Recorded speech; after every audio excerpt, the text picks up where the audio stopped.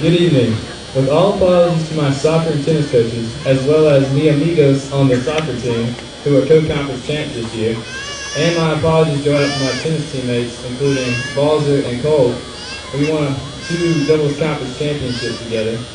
But in saying this, everything I learned in life, I learned through basketball. Be humble. It is an honor and humbling experience to speak on behalf of this wonderful class of 2015. I'd like to thank Mr. McKenzie, the school board officials, dignitaries, teachers, and the rest of the staff who bestowed this great opportunity upon me. My last year of rec ball, I was 16 years old and only 5'2". We only had 6 people on that team, yet I still never started a game. It was a humbling experience because I would be sitting on the sideline all by myself. I know what you're thinking, man, that's embarrassing. Well, it's even more embarrassing when the coach who doesn't start you is your dad.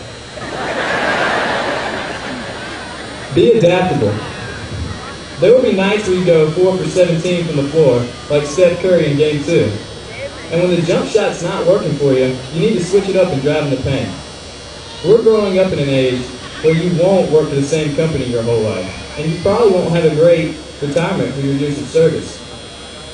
It's a new environment, and this generation needs to be able to change with the times. Find your role. Every player on a team can't do the same thing, just like in society. Some people need to be the rebounders, the three-point specialists, the point guard, the lockdown defender, and somebody has to be the scrapper.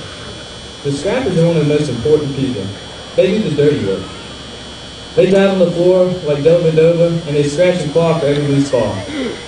Those are the kind of people that might not be business tycoons, but they are what helps a society or a team thrive. Acquire diversity. Any team that shines is a result of the strength that a team acquires through diversity. The same concept applies to life. The more people that are a part of your circle, the more teammates you have, and the more connections you create will help you succeed.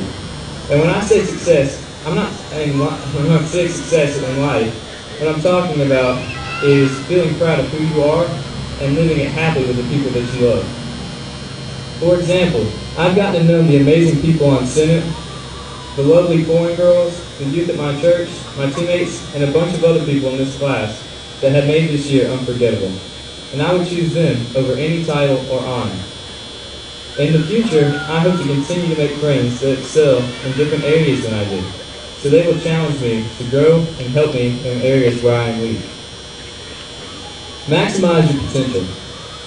John Wooden, who's one of the most famous basketball coaches in history, once said, "Don't measure yourself by what you have accomplished, but by what you should have accomplished with your ability."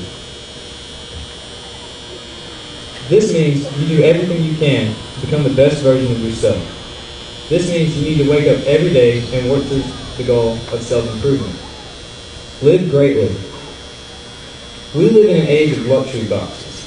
People get all caught up in the trapping of valuable material possessions, instead of focusing on the game itself.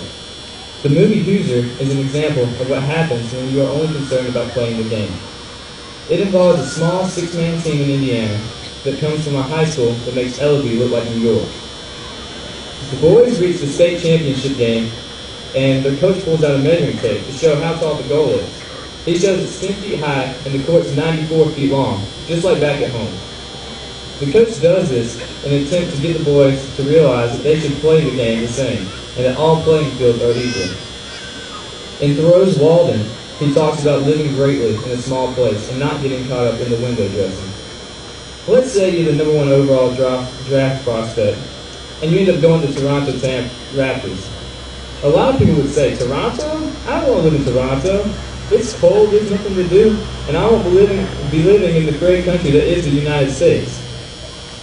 That is not an MVP mindset. You should go on the court every night and try to aspire to the best Raptor you can be. Let me speak on a more local level. Let's say you go to an awful place like Scotland High School. Now, you should still strive to be the best Scot you can be, even if deep down you know you'd still rather be a Raider. Corey Satterfield. Back when I was chilling on the bench with my dad, The most important thing is to be prepared. You need to be ready for whenever it's your time to step up in the game. There'll be a point in your life where you have the opportunity to step up to the plate and make a name for yourself. If you haven't been preparing for this moment, it'll slip away as fast as it appeared. Do something special. The NBA has a special program called the NBA Cares. It is designed to address important social issues throughout the world. Another quote from John Wooden says, "You can't live a perfect day without doing something for someone who will never be able to repay you." Think about that. Something that you do for someone who will never be able to repay you. Whether that is going to the homeless shelter, volunteering your time, or simply being there for a friend in times of need. Do something special for someone else. Be you.